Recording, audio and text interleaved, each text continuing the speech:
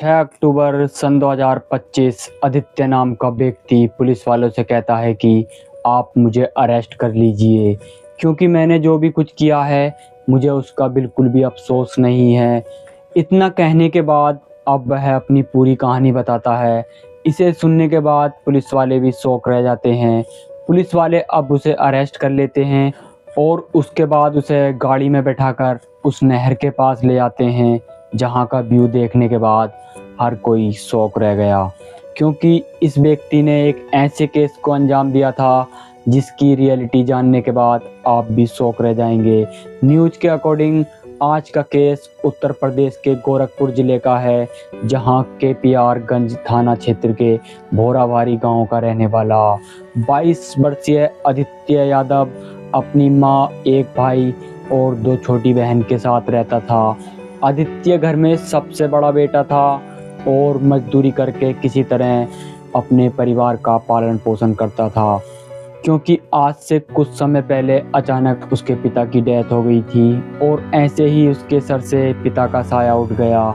उसने अपने परिवार के लिए मजदूरी करना शुरू कर दिया। देखा जाए तो उसने अपने छोटे बहन भाई को कभी भी अपने पिता की कमी महसूस नहीं होने दी। बिल्कुल एक पिता की तरह वह अपने परिवार का ख्याल रख रहा था।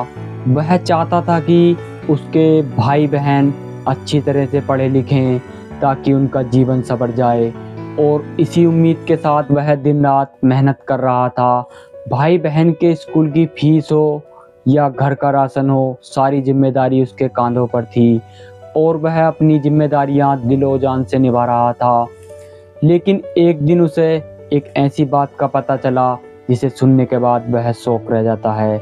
एक दिन आदित्य को पता चला कि उसकी सबसे छोटी बहन नित्या यादव, जो अभी 12th क्लास में पढ़ती थी, उसका अफेयर उसके एरिया के एक लड़के के साथ है। और जैसे ही आदित्य को इस बात का पता चला वह गुस्से से लाल हो जाता है। उसने अपनी बहन नित्या को समझाने की कोशिश की कि बहन, यह बहुत गलत बात है, परिवार की इज्जत का सवाल है, इसीलिए तुम अभी भी सुधर सकती हो। लेकिन नित्या ने अपने बड़े भाई की एक भी बात नहीं मानी और यह सिलसिला लगातार चलता रहा।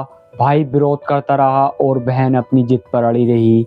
और फिर एक दिन अचानक नित्या शाम को अपने घर से निकली और उसने कहा कि वह कुछ समय बाद घर वापस आ जाएगी, लेकिन काफ़ी समय बीत चुका था, वह घर नहीं आई। परिवार वालों को काफ़ी फिक्र हो रही थी।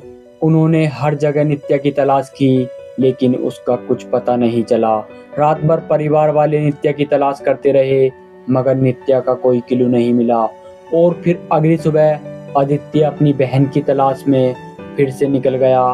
तलाश करते हुए वह चौमुख गांव पहुंचा और जैसे ही वह उस गांव के एक रेस्टोरेंट में पहुंचा, वहां पर उसे उसकी बहन नित्या दिखाई दी। रेस्टोरेंट में पहुंचने के बाद उसने देखा कि नित्या उसी लड़के के साथ बैठी थी। इसके बाद जैसे ही वह अपनी बहन के पास पहुंचा, उसने देखा कि उसकी मांग में सिंदूर भरा हुआ था और यह सब देखकर वह बुरी तरह से भड़क गया।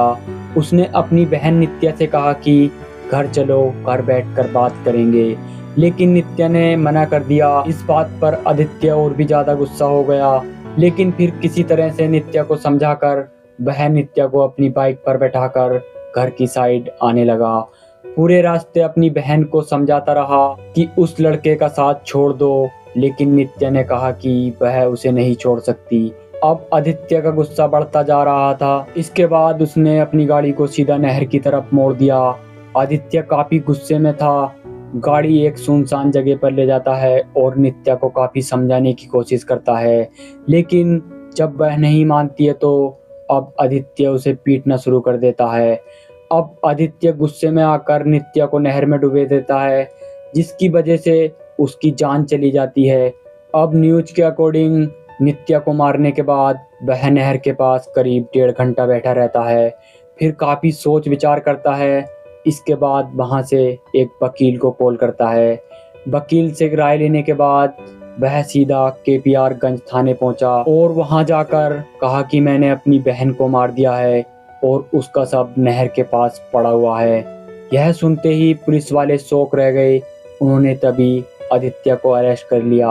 अब पुलिस ने आदित्य के बताए अनुसार नित्या का शव नहर से बरामद कर लिया। लेकिन जैसे ही ये खबर आदित्य के परिवार वालों को पता चली, वह यह बात सुनकर शॉक रह जाते हैं। न्यूज के अकॉर्डिंग आदित्य की मां का यह कहना था कि पति की मौत के बाद तीनों बच्चों की परवरिश के लिए इन्होंने खेत को भी गिरवी रख दिया था, पक्का मकान बनवाया था और अभी भी वह खेत गिरवी है। और अब कमाने वाला बेटा भी जेल चला गया।